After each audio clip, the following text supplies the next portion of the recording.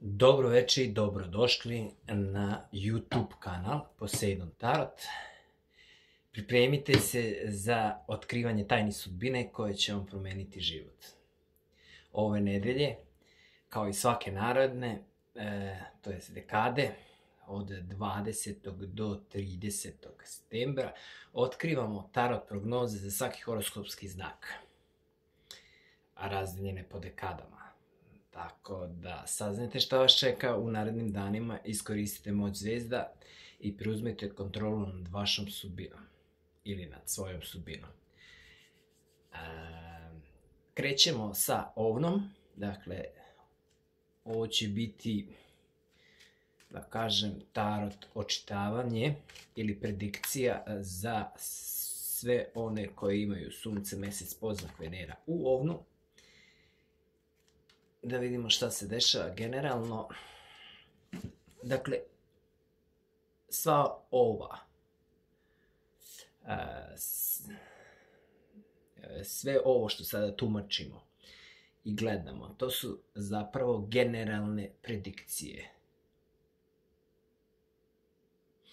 Tako da mnogi će se pronaći u njima, mnogi neće. Uzmite ono što je dobro, ostavite za vas ono što nije. Jednostavno odbacite i to je to. Ovdje smo da se družimo i da pre svega širimo pozitivnu energiju i da sijamo. Ajmo da vidimo šta se dešava sa ovnovima i šta, dragi ovnovi, možete očekivati ove dekade.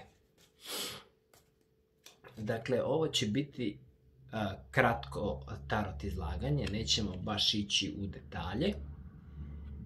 Jednostavno, ovdje smo se družimo, kao što sam rekao, trudit ću se da svako tumačenje bude što više straight to the point ili direktno u centar i to je to. Bez nekog okolisanja šta, kako, ovo, ono, nego idemo direkt. Evo ovako. Novo otvaranje, ja bih rekao da ovdje imamo ljubav i emocije. Postoji važna tema ove dekade. Dakle, sve što se tiče ljubavi, za slobodne ovnove, ja bih rekao da ovo označava ulazak nove simpatije u vaš život. Konačno se nešto, ajde da kažemo, pozitivno dešava za ovnove. Za zauzete ovnove ovo je moguće i znak da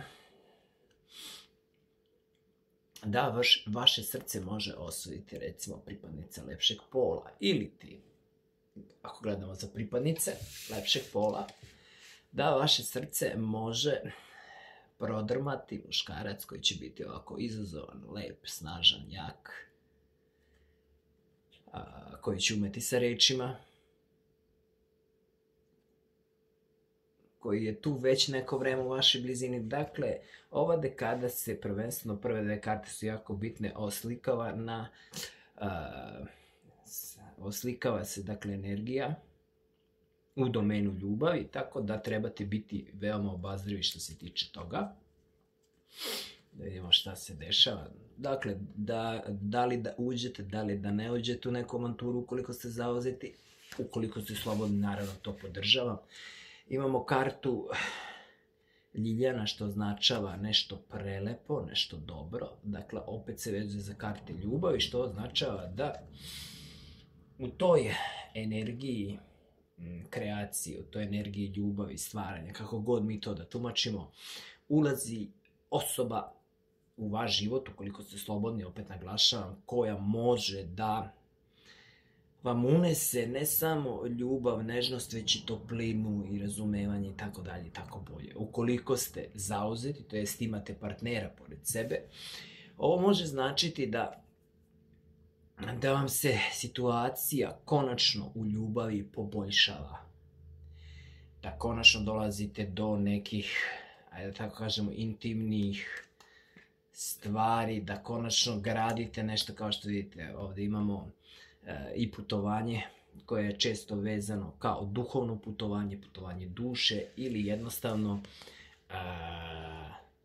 ja bih rekao, ako idemo malo dublje u tumačenje, ili ti jednostavno Bićete jedno drugom podrška u ovom periodu i imat ćete također i slobodu da na najbolji mogući način izrazite ono što osjećate i da se pronađete u tome. Imamo i neka zatvaranja ovdje što se tiče ovnova, sad ne znam zašto, kako, ali imamo ovdje neka zatvaranja, kao što vidite, pazite se, dakle, da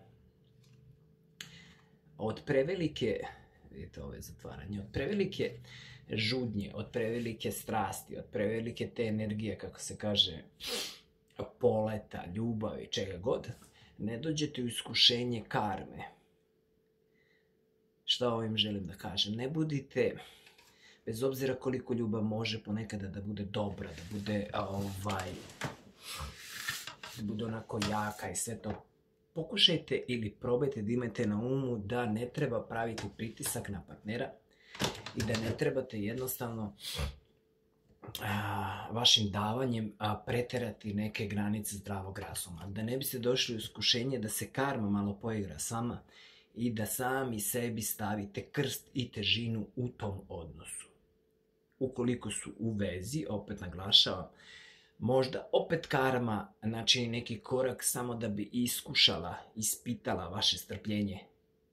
Gde, šta, kako, da li ste vredni te osobe, da li i dalje želite sa tom osobom, iako su problemi tu, da li umete da oprostite, da li umete da dajete i primate ljubav. Tako da je ovo veliki test iskušenja za drage ovnove, gde se učite kako da gradite stabilnost i mir, unutrašnji mir. To bi bilo to, dragi ovnovi, kratko čitavanje, išli smo karte su tu kao samo alat, sa kojim se, da kažemo, alat sa kojim se povezuje, dakle, nešto što pokreće, znači, kanala kroz koje informacije prolaze, arhetip, znači, slika, simbola i ostalo, s čime se moja svest povezuje sa višom svešću ili kako god, sve sa posvešću ili sa nadsvešću i tako dalje, tako bolje da ne objašnjam sada, da ne idem duboko u tematiku svega onoga što je. Jednostavno, to bi bilo to. Vidimo se sljedeće dekade. Ostaju dobro. Veliki pozdrav od Poseidona. Prijatno.